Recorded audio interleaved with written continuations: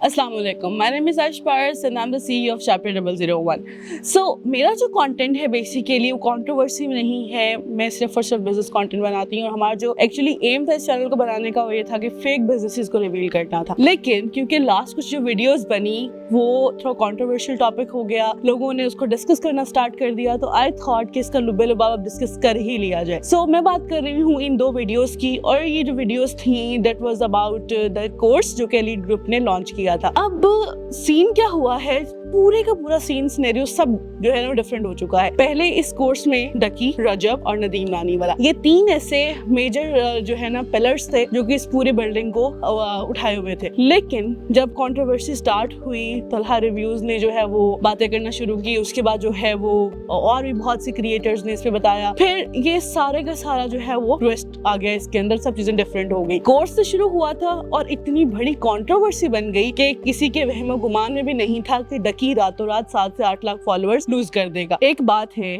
जो कि डकी ने खुद भी अपनी लास्ट वीडियो में कही है कि 33% ईच के हिसाब से उन्होंने वो स्टार्ट किया था। अब इस प्रोजेक्ट के 3 हिस्से होते हैं, 33% ईच होता है, लेकिन हेट सारी 100% मुझे आ रही है। ऐसे ज्यादती है ना यार, तो फिर हेट भी आपस में बराबर बांट दिया ना। जब 33% की बात हुई थी तो 100% हेट एक ही बंदे को क्यों मिला? Where is Rajab, where is Nadeem नानी वाला? सिर्फ एक ही बंदा उस कंट्रोवर्सी में क्यों पकड़ा गया? उसका रीजन क्या था कि जब ये कंट्रोवर्सी होती है तो सब ने जो है वो बहती गंगा में हाथ धोने का फैसला किया। तलहा रिव्यूज ने क्योंकि उसको रिव्यू किया था, उसने बाय किया, उसने कंटेंट बनाया, उसके बाद उसकी लड़ाई शुरू हो गई, किस तरह उसको पकड़ा गया, किस तरह उसके अब्बा अगवा हुए, जिसने भी कराया। मुझे इस चीज से कोई सरोकार नहीं है। मेरा ये पॉइंट है कि एक वीडियो से इतने लोगों ने फायदा उठाया, मतलब के जो क्रिएटर्स जिनको हम समझते थे यार कि ये फन के लिए बनाते हैं या हमें इंटरटेन करते हैं, they are not actually entertaining, वो अपने पुराने बदले उतारने पे आ गए। सो शामिद रीस के साथ पिछले 7 साल में क्या हुआ है, किसने किया है, हमें इस चीज से कोई कंसर्न नहीं है। बेसिकली मैंने डकी को कभी सब्सक्राइब नहीं किया। मैंने डकी को कल रात सब्सक्राइब किया उसकी वीडियो देखने के बाद। अब मैंने क्यों किया इसका रीजन मैं आपको बता देती हूँ। हम लोग बेसिकली 2 लोग हैं जो कि बात करते हैं, मी एंड मुइज। अब मुइज जो है वो हमेशा से, जब डकी के आगे 10,000 सब्सक्राइबर थे तब से उसको फॉलो कर रहा है और उसको तकरीबन सब सिनेरियोस पता है क्योंकि हमेशा से देख रहा था। अब जब ये चीज़ें डिफरेंट हुई तो शामिद इदरीस की वीडियो आ गई। जब उसकी वीडियो आई तो लोगों का जो है वो सारे का सारा इंटेंशन था वो कोर्स से हटा और शामिद इदरीस पे चला गया, और उसकी वजह से इसलिए हो गया कि डकी ने, ओ माय गॉड, डकी ने ये किया, ये किया, ये किया, ये किया, ओके अनसब्सक्राइब कर दो, गया गया गया गया गया। और एक ही रात में हिस्ट्री में पहली बार किसी यूट्यूबर ने इतने ज्यादा सब्सक्राइबर जो है वो लूज कर दिए। उसके बाद जो है वो बदला ब्रदर, आई डोंट केयर वो बंदा क्या है, वो इतना क्रिंज बंदा है, मैं उसके बारे में बात भी नहीं करना चाहती। वो किसी भी एंगल से तमीजदार बंदा नहीं लगता। जितना वो घटिया बोलता है, जितनी घटिया बकवास करता है, जितनी घटिया लड़कियों पे वीडियोस बनाता है, जितनी वो गंदी लैंग्वेज यूज करता है, उसको तो जिंदगी का हक नहीं है।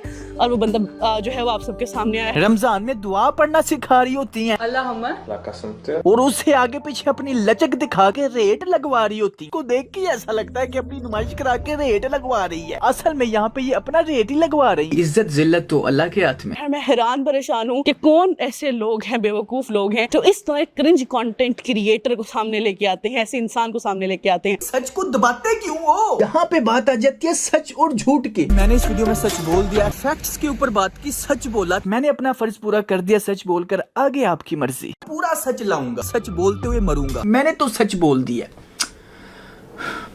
उसका जो डकी ने जो हाल किया है, I must say I want to appreciate him. क्यों? क्योंकि रियलिटी चेक सबके लिए इम्पोर्टेंट था और रियलिटी सामने आना भी जरूरी थी, जो कि आ गई।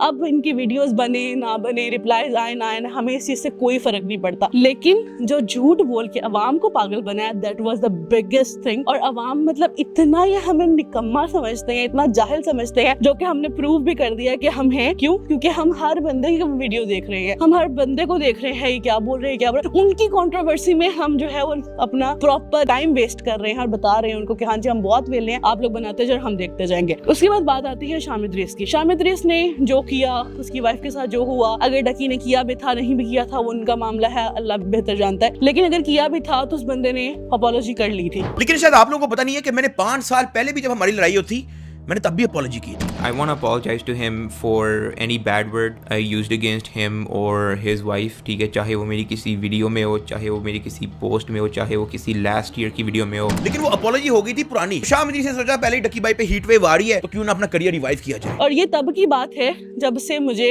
जो है वो चीजें सामने आना शुरू हुई हैं, और जब से इस पूरे सीन को हमने बैठ के देखा, जैसे जैसे उसने बताया उसकी वीडियोस देखी, अपॉलॉजी जब कर ली थी तो अब इस बात का क्या तुक था। नंबर 2 पॉइंट जो मैं डक्की का साथ देना चाहूंगी इस बात में कि उसने जब आपसे अपॉलॉजी कर ली है, उसने बता दिया है कि मैंने माफी मांग ली, सब कुछ हो गया, तो चीजें वहां पे खत्म हो जानी चाहिए थी। नहीं हुई, क्यों? क्योंकि बहती गंगा में तो हाथ धोने ही धोने थे। इन लोगों ने सोचा कि हाँ भाई इसके ऊपर हेट आ रहा है सारा। Where is Rajab but? Course तीनों का था, 3 लोगों ने कोर्स बनाया था, 2 लोग सिरे से गायब क्यों हो गए हैं और क्यों कोई बंदा उन पे बात नहीं कर रहा, और ये सारे के सारा हेट और कंट्रोवर्सी डक्की के लिए क्यों आ गई है। मैंने इस कंट्रोवर्सी का पार्ट बिल्कुल नहीं बनना था, लेकिन क्योंकि मैंने इसमें वीडियो बनाई हुई थी, ये वीडियो कोर्स से शुरू हुई थी, तो इसलिए आई डिसाइडेड कि भाई अब सच सामने लाना बहुत जरूरी हो चुका है। सो हम लोगों ने डे 1 से इनको देखना शुरू किया, ये लोग क्या करते आए हैं, किस तरह से इन्होंने स्टार्ट लिया, family vlogging, daily vlogging concept जहाँ से शुरू हुआ, हर चीज जो है वो हर एक ने अपने वे में की। लेकिन रिजल्ट क्या निकला? हर बंदा झूठ बोल रहा है। अब वो झूठ कैसे बोल रहा है, लेट्स चेक द स्क्रिप्ट। अब मुझे प्रूफ दिखाने की जरूरत तो नहीं है क्योंकि डक्की ने एक एक चीज दिखा दी, but still if you want तो we can mention the videos link जिसके बारे में वो बात कर रहा था, और उस वीडियो को प्रूफ करने के लिए उसने सब कुछ संभाल के भी रखा हुआ था। मेनली चीजें ट्विस्ट यहाँ पे आई कि जब ये लोग एक्सपोज होना शुरू हुए। शाम इदरीस, अगर आपको इतना ही टेंशन थी कि हाँ ठीक है मेरे साथ बुरा हुआ, अगर फ्रॉगी को थप्पड़ भी पड़ा, जो कि बहुत बुरी हरकत है, जिसने भी मारा या तो उसके घर में माँ बहन नहीं है, अगर है भी तो उसको कभी इंसानियत का उससे तसव्वुर भी नहीं किया जा सकता, उसको पता है इंसानियत कोई चीज होती है, क्योंकि एक औरत पे पब्लिक में हाथ उठाना कोई इंसान तो नहीं कर सकता, दरिंदे और जाहिल जरूर कर सकते हैं। ये लोग इतने घटिया हैं और मेरे पास अल्फाज नहीं है कि इनको किन अल्फाजों से नवाजा जाए। बंदा फैमिली व्लॉगिंग कर रहा है, अपनी माएं बहनें सब कुछ दिखा रहे हो, जो कि है ही गलत। अल्लाह ताला की पकड़ तो आनी थी, ये बात तो तय थी कि जब अल्लाह की हदूद को साइड में रख दोगे और चीजें अपनी मर्जी से करना शुरू कर दोगे, भाई अल्लाह की लाठी बेआवाज है। जब खुदा ने पकड़ना तो ऐसे ही पकड़ना था जिस तरह तुम पकड़े जा चुके हो। एक बंदे ने वीडियो बनाई, वहां पे कोर्स आया, कोर्स के बाद तलहा रिव्यूज। अब हम इसको कड़ियों को जोड़ते हैं। सबसे पहले कोर्स की वीडियो आई, कोर्स की वीडियो किसने डाली? रजब बट ने अपनी आईडी पे डाली। अब जो कंट्रोवर्सी स्टार्ट होनी चाहिए थी उसके अंदर रजब बट को होना चाहिए था, ठीक है, लेकिन वो अपने लाइफ में ये बात कह के निकल गया कि जो कराया है डक्की ने कराया है, डक्की ने जिगर पुलिस भेजी, डक्की ने जो है वो किडनैप कराया, डक्की ने FIR कराई और नदीम नानी वाला बेकसूर है। लानत तुम लोग के दिमाग पे और दोस्ती पे। जब तीनों मेंटोर बने थे तो आओ ना मैदान में, हेट बराबर का लो। जब लोगों ने कंट्रोवर्सी स्टार्ट की और रजब ने देखा कि यार डक्की तो बहुत बुरा फंस गया है, डक्की के तो व्यूज गिरना शुरू हो गए हैं, डक्की पे शाम इदरीस ने भी वीडियो बना दी है, तो मैं गलती कर लेता हूँ क्योंकि मैं तो इस चीज का पार्ट हुई नहीं, ठीक है। तो लानत भेजती हूँ ऐसे इंसानों पे जो अपनी जुबान के नहीं है। अपने आप को तुम हुसैनी कहते हो और साथ में तुम बात करते हो अपनी इंसानियत की। मतलब चीजें इतनी ज्यादा कंट्रोवर्शियल हैं कि आप लोग की जहन वहां तक नहीं जा सकते जहां से इनकी ये हरकतें शुरू होती हैं। जब कोर्स लॉन्च हुआ, रजब ने वीडियो डाली, डक्की ने उस वीडियो को सपोर्ट जरूर किया, वो बैठा वहां पे, लेकिन उसके चैनल पे कोई वीडियो नहीं आई। रजब के चैनल पे आई, उसके बाद जो है रजब ने अपनी व्लॉगिंग शुरू कर दी, उसने डेली व्लॉग्स लाया, उसने उस चीज पे बात ही नहीं की। जब उसे नजर आ गया कि भाई जो मैंने इतनी सी फीस वाला मंजन बेचा था ना, वो मंजन नहीं चल सका, अनफॉर्चुनेटली सारी धारें जो है वो रिवर्ट बैक हो रही है, अब तो पैसे वापस देने पड़ जाएंगे, तो मैं सीन से ही निकल जाता हूँ। वो निकल गया। उसके बाद लाते हैं तलहा रिव्यूज को, जिसने सारे फ्रॉड को एक्सपोज किया, जो कि एक प्रॉपर मेलोड्रामा था। प्रॉपर ये पूरे का पूरा स्क्रिप्टेड मेलोड्रामा, वरना इतनी जल्दी दोस्तियां नहीं होती, जो कि सीधी बात है। नहीं यकीन तो जाके पॉडकास्ट एक बार दोबारा सुनना और गौर से सुनना, बगैर स्किप के सब कुछ समझ आ जाएगा, ठीक है। उसके बाद रिव्यूज आए, उसने सबको एक्सपोज किया और मुझे कुछ हो गया तो मेरे इस दोस्त के पास भी वीडियो, उसके पास भी, उसके पास गया। अल्टीमेटली वीडियो तुमने खुद डाल ली, तुम्हें क्या हुआ? कुछ भी नहीं, क्योंकि होना ही नहीं था, वो भी चला गया। अब उसके बाद जब वीडियो आई, वीडियो के बाद ड्रामा आ गया कि मेरे बाप को उठा लिया गया है, पब्लिक फिर से बन गई। अब एक बंदे के बाप को उठा लिया गया, किडनैप करा लिया गया, घर के दरवाजे टूटे, फोर्सेस आई, बंदे आए, मारा पीटा, सब कुछ हुआ, और आप अगले ही दिन उस बंदे के साथ बैठ के पॉडकास्ट कर रहे हो। क्या आपकी जो प्यार है अपने वालिद साहब से, वो इस चीज की इजाजत दे रहा था? सुलह सफाई तो कुछ भी नहीं होती, मतलब प्रॉपर मेलोड्रामा हो गया। उसके बाद क्या आता है, फिर फाइनली आती है शाम इदरीस की वीडियो। अब लोगों का जो इंटरेस्ट वहां पे बना हुआ, वो वहां से उठता है और वो भागता चला जाता है शाम इदरीस के पास, वही लोगों का हजूम। अब शाम इदरीस ने वीडियो वीडियो बनाई और उसने वो क्रिएट किया। अच्छा ये पता है क्या, इस वो सब लोग जो है इमोशनल बना देते हैं इस चीज को, वो इमोशन से प्ले करना जानते हैं। जो सारे जितने भी यूट्यूबर हैं इनको पता है इमोशन से प्ले करना होता क्या है। अब क्या सीन हुआ कि उसने इसको इतना इमोशनल टच दिया कि बंदा रोने को दिल कर रहा था कि यार इतना बुरा हुआ है इसके साथ। फिर उसने क्या किया, अपनी ही वाइफ को कॉल पे लिया, अपनी ही वाइफ को बातें सुनवा रहा है, ठीक है। और ये सारे जो गली के कुत्ते इकट्ठे हुए हैं इनको कॉल पे ले रहा है और इनको कह रहा है हाँ जी आपके साथ क्या हुआ, आपके साथ क्या हुआ, आपके साथ क्या हुआ, आपके साथ क्या हुआ। होना रहा में ठंड पै गई तो एक्सपोज हुए। मतलब कि भाई तुम्हें जरूरत ही क्या थी प्लानिंग करने की?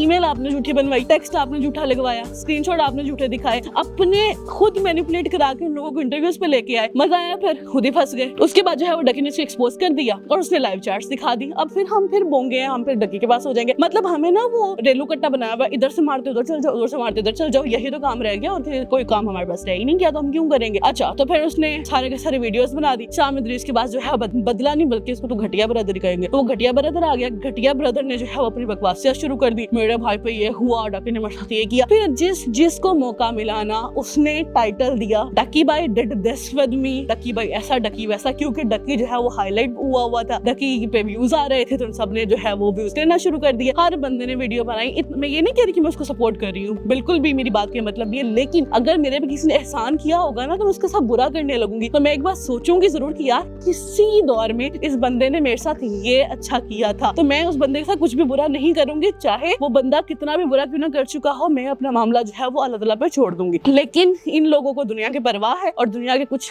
पैसों के लिए, कुछ थोड़ी सी अमाउंट के लिए इन्होंने अपने ईमान बेचे हुए हैं। अल्लाह ताला के नाम को, अल्लाह ताला के जितने भी हमारे लिए अहकामात हैं उनको सामने लेके आते हैं और उनको कैश कर रहे होते हैं। और ये घटिया तरीन हरकत है कि इनको तो इंसान कहना भी गुनाह समझूंगी मैं। ये बदला ब्रदर ने काम किया। उसके बाद जो है अभी हम वहां से हटे नहीं थे, वो देख रहे थे। उसके बाद जो है पता चलता है डकी और उसकी एक पॉडकास्ट आ रही है। अब पॉडकास्ट में कोई कह रहा है 5 करोड़ ले लिया, कोई कह रहा है 15 करोड़ ले लिया, 15 करोड़ पड़ा हुआ, डकी 5 करोड़ दे रहा है। मतलब पैसों पे तुम लोग बिक चुके हो, तुम लोग इंसान नहीं हो। फिर तुम लोग जो कहते हैं ना गली के कोनों पे खड़े हो जाओ, तुम लोग के बहुत अच्छे रेट लग जाएंगे। I am so sorry for these words, very very sorry for these words. ये खुद हरकतें कर रहे हैं, इससे बेहतर क्या होगा? अगर अपने इंसान होने के पैसे ले रहे हैं, अगर तो अपनी दोस्ती के पैसे ले रहा है, अगर तो अपने इल्जामात वापस लेने के पैसे ले रहा है तो भाई तो इंसान तो बिल्कुल भी नहीं है, ठीक है। अब इनकी पॉडकास्ट हुई, वो पैसों पे खत्म हुई, या बात पे खत्म हुई, या प्लान पे खत्म हुई, या क्या प्रॉमिसेस हुए, क्या बातें हुई, हमें उसको फर्क नहीं पड़ता। तो इन्होंने जो है उस बात को खत्म कर लिया। अब वो बात खत्म हुई तो दोबारा से फिर चलते हैं डकी की तरफ। डकी ने क्या किया? फिर डकी ने सबको धोया, एक को नहीं सबको धोया। एक बंदे को उसने प्रूफ निकाले और एंड पे उसने ये कह दिया कि जो मेरे साथ नहीं थे वो तुम लोग का एहसान है, वो चले गए। अब डकी आर्मी देखना तुम लोग के साथ क्या करती है। सो ब्रो, इंसान होना तो इंसान ही बन के रहो, क्योंकि झूठ के कोई पैड नहीं होते। आज तुम लोग के साथ अच्छा हो रहे हैं ना तो मुकाफाती अमल एक चीज होती है, कारमा सुना हुआ है ना, जिसके साथ बुरा करोगे तुम्हारे साथ एक दिन होगा जरूर। कौन सच्चा है कौन झूठा है हमें नहीं पता। मेरी बिल्कुल इंटेंशन ये नहीं है मैं किसी को झूठा प्रूफ करूँ या सच्चा प्रूफ करूँ। मेरी इंटेंशन सिर्फ ये है कि अवाम बहुत ज्यादा बेवकूफ बन चुकी है, जो बातें सुना देता है उसकी तरफ हो जाती है। सो खुदारा अपने वक्त को पहचाने और अपने आप को वेस्ट होने से बचा लें। इन लोगों ने तुम लोगों के घर नहीं चलाने, सो लिहाजा अपने टैलेंट को पहचानो, पढ़ो, अपने फ्यूचर बनाओ, तरक्की करो और अपना घर संभालो। इन लोगों ने ना तुम्हें आज कुछ दिया है ना कल दिया है, और मेरे से लिखवा लो कि अगले 5 महीनों में मैक्सिमम ये सारे फिर से एक होंगे और फिर हम शक्ल देख रहे होंगे हैं। यही होता है। क्यों? क्योंकि इनको तुम लोगों से नहीं, सिर्फ और सिर्फ अपने पैसे से प्यार है। जो वो करते हैं तुम लोग भी करना सीख लो। मैं मैनिपुलेशन नहीं कह रही, पैसे की इज्जत करना सीख लो। और इज्जत के साथ कमाया जो पैसा होता है ना वो कहीं नहीं जाता, और उस पैसे को कमाने के लिए अपने ज़मीर को बेचना बंद कर दो। Thank you so very much.